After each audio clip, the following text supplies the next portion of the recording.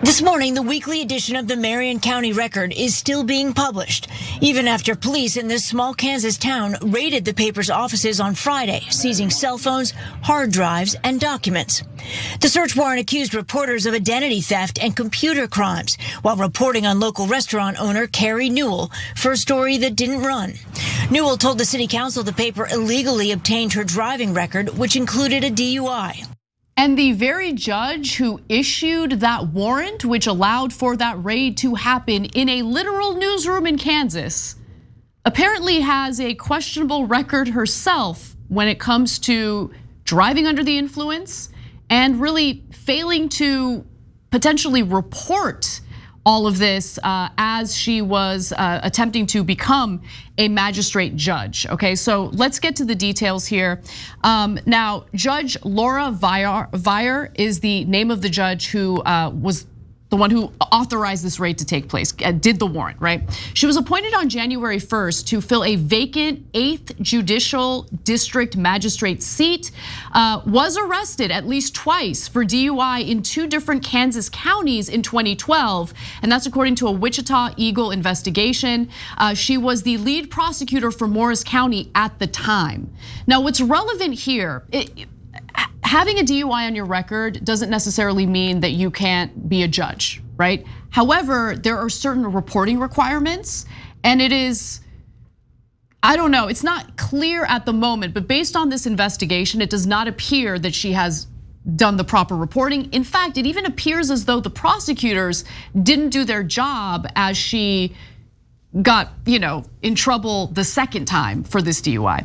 So it's unclear whether a judicial nominating commission that selected Vier for the magistrate position knew about her arrests and diversion. She would have been required to disclose both arrests in her application. Now let's just quickly talk about the arrests. The first one, okay, so the first arrest was in Coffee County, about an hour and 15 minutes southeast of her home in Council Grove on January 25th of 2012. That has not been reported, okay? In Coffee County, the judge who went by Laura E. Allen at the time was charged and entered a diversion agreement, which was extended 6 months because she refused to get an alcohol and drug evaluation and even stopped communicating with her lawyer. That's crazy. That is insane. So they extended her diversion program for another 6 months as a result of that. Okay, so the Coffee County Sheriff's deputy who made the arrest is Eric L. Smith, now serves as a state legislator as the state representative for the area. And the court records indicate that he also saw prescription drugs in the vehicle at the time of her arrest. She was never sanctioned by the state's attorney discipline board and won re-election multiple times as a Republican candidate for Morris County attorney. Believe it or not, the second arrest was even worse. The second in Morris County on August 6, 2012, came amid an unopposed re-election bid for Morris County attorney. She was not supposed to be driving because her driver's license was suspended in Coffee County, court records show. She reportedly drove off-road and crashed into a school building next to Council Grove's football field while driving then 8th District Magistrate Judge Thomas Ball's vehicle. Now, Thomas Ball, he's a magistrate judge. He recused himself in this case because of the fact that he was in the vehicle with her. But there are some pretty shady details on how some of this stuff was never reported or prosecuted. The Morris County arrest likely would have been a violation of her diversion agreement in Coffee County, but court records indicate prosecutors in Coffee County didn't know about the Morris County case, and the earlier Coffee County DUI was not disclosed to the public in Morris County, where she was standing for re-election. So remember, the raid allegedly happened in this newsroom because a local restaurateur was being investigated by the paper for driving with a suspended license after she had been found guilty of a DUI, right? Yeah. And so there's like, I don't know if there was a bias here because of the judge's past, but I do think these details are interesting to say the least. For sure. So look, this has 2 different problems, and then I'm gonna make a random point about electing judges. One is the judge herself, and 2 is its effect on the underlying case, right? So when you talk about the judge by herself, I'm worried about the details that Anna showed you guys, because if she's not even showing up to get evaluated as she's supposed to, and she won't even talk to her own lawyers, no, she's off the deep edge. That means she's having significant issues, right? Well, then that creates two problems. One is we have a judge brazenly breaking the law and not following it. I mean, that alone right there, giant red flag. You can't do that. They got to take her off the bench, right? Right, and but potentially secondly, people providing cover for her, right? That's what it appears to be. Well, that's a third problem in my opinion. That's a systemic problem. Yeah. But for her personally, the other thing that I'm worried about is competence. So if she's on the bench and she's sauced, right? She's not showing up for those evaluations for a reason. It's not like, oh, golly gee, I forgot for 6 months in a row. The reason you don't show up for those is if you're high or drunk, right? And so then she's going on the bench and judging people and sending them to jail and playing with their lives. And issuing warrants for raids, including warrants for raids in newsrooms in a country that's supposed to have protections for the press. Yeah, so that gets us to the underlying case. But again, I'm not here to say like, to try her. This is not a court of law. This is my opinion based on the facts that the Wichita Eagle is presenting. But someone ought to pursue this. And I mean, at least is she on the straight and narrow now? Like, I know before she didn't give a damn about the law and wasn't paying attention to it and refused to follow it, but is she following the law now? Is she sober now? I don't know.